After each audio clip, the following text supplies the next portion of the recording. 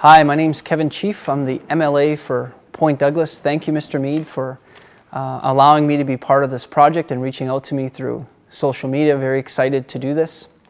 I chose my career, started long before I got into politics. I was always someone who was committed to working with children and young people. And one of the things that happens when you're in a leadership position or as you move into public service, people notice what you care about, people notice the kinds of things that you're doing. And when enough people approach you and ask you to serve, that's what happened for me. People were asking me saying that I was somebody who they thought I could represent their principles and their values in a neighborhood that I was born and raised in. And so when I was asked to do that, when I was asked to run, that was one of the reasons I ran in politics, because I was approached by people to do it. Like so many others in leadership positions, people come and ask you to serve in those roles, and it's something that you should consider. One of the things I love about my job is just how diverse it is. You're constantly learning. You get to meet an incredible amount of people in public service, people who care about the environment, incredible entrepreneurs in our city, people who are always giving back to our neighborhoods, to our communities, to our city and our province, and it's an incredible job to be in. One of the things that gets me so excited about you guys covering the 6 C's and how important that is it jumped out to me is that we recognize, and your school is recognizing, that no matter who you are or where you come from, that you're good at something, that everyone has a gift, everyone has a talent. And one of the things I can tell you about young people that I had learned long before I got into politics was this. When you look at defining who a role model is anyone who can create and influence change. And one of the things that I had learned and continue to see that we do in our schools is we get role models to come in for something that's called I Love to Read. And I Love to Read is when you go read to young students, grade 1s and 2s and 3s, and you try to inspire them to read. Every year I'm asked to do this.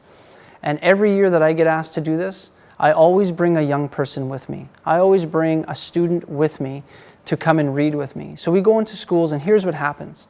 We sit down and all the kids sit in front of us and I read a book and the younger student reads a book.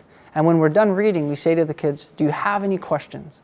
100% of the kids have questions. Now I gotta say, they don't always ask you questions with anything you read, but boy, they got a lot of questions.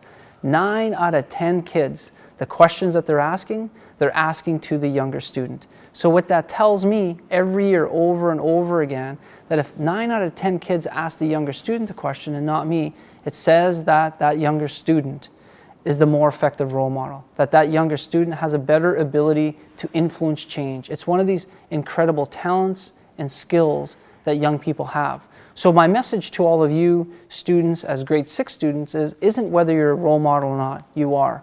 What kind of role model do you want to be is the better question.